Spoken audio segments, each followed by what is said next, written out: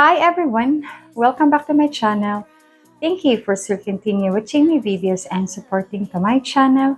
And please click the notification bell so that you will be alerted when I post a new video. Today's episode is entitled Beauty and the Fleece is Costly because there has been a trend of some college students getting tuition support from the foreigners who patiently awaits their graduation, thinking their future will be bright and promising. Before I continue, this video is an entertainment and could be fact or fiction. Please do not assume, otherwise, I am not spokesperson for Filipino or the Philippines nation. Entertainment is an important aspect of my channel. My story begins when Stephen, a 62 years old retired and divorced foreigner, met Elma, a 20 years old college student online. They went through the usual social media communication to include WhatsApp, Facebook, Zoom, and Twitter. They communicated long distance for 6 months, and Stephen finally visited her in the Philippines. Stephen did meet her family via WhatsApp third-party call previously because she was going to college in Cebu, and her family live in Bohol, which is quite a distance away. Upon arrival, Stephen and Elma had agreed that he only stayed 2 weeks on his initial visit because of his unfinished obligation and college commitment and studies. The good part is she was on college break and did meet him upon arrival, and he had reserved a hotel in Lapu-Lapu which she suggested. The hotel was close to the airport, and Stephen was a gentleman and had no intention of rushing things, and though they shared accommodation together in the hotel room, and he never tried to have physical intimacy with her. She had told him she was a virgin and didn't want to get pregnant and not finish graduation. She told him that after graduation, he can have her 24/7, and she wanted his baby after she found a job and was working for a year. She also told him her parents' house was destroyed during typhoon, and she might her drop her college and find work. She was crying emotionally as she explained her situation to him. He comforted her and explained that his wife got the house, car, and savings, but did not touch the investment and 3 retirements. He was scheduled to receive, which was substantial, and that would give her a 7,000 monthly allowance and pay all her tuition fees.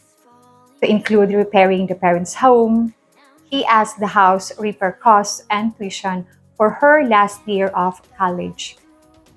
She quoted 300,000 pesos, or roughly 6,000 US dollar.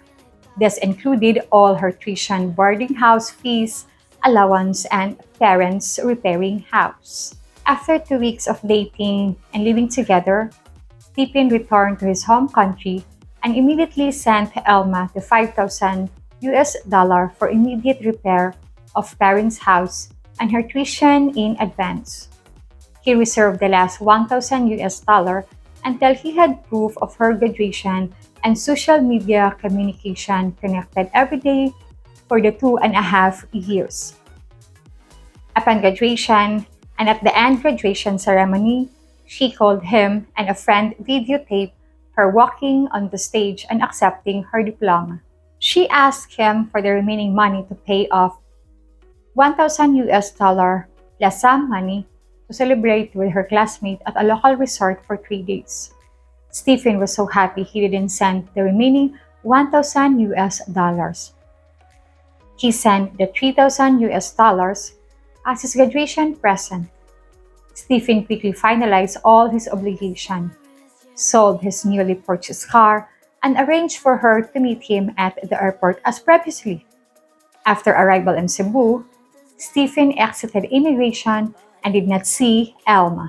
He quickly purchased a phone card and registered his phone under new Philippine law guidelines. He only got a recording when he called her.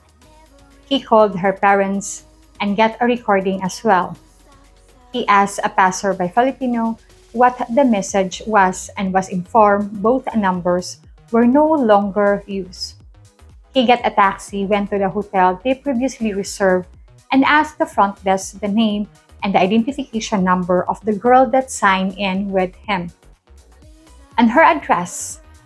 She had entered the family address in Bohol, which turned out it didn't exist. It took a few days for innocent and good intentioned Stephen to accept the reality of the situation. He was skimmed in the slang dictionary. Fleece is defined as a taking someone money, dishonesty by charging too much money, or by cheating them. Scheme is defined as making plans in a devious way with intent to do something wrong or illegal. Scam is defined as dishonest scheme or fraud. I believe Stephen was fleece, but others might say he was scam. My subscribers who was hawk like anger when foreigners get cheated will say he was a simp. The good news is now Stephen is in a good relationship with a 30 years old Filipina and they are living together in cohabitation. And he has though roughly checked her out to include Sinumar and legal consultation with background check. His lesson learned is that something seems too good to be true. It's probably not true, and trust but verify. My advice to all boots on the ground will save you from or minimize your fleecing. Happy New Year! Thank you and God bless.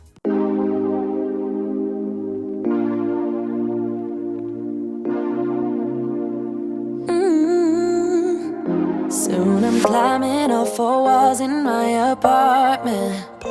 I can't spend another second with my brain. Gotta get up and get out, but there's a problem.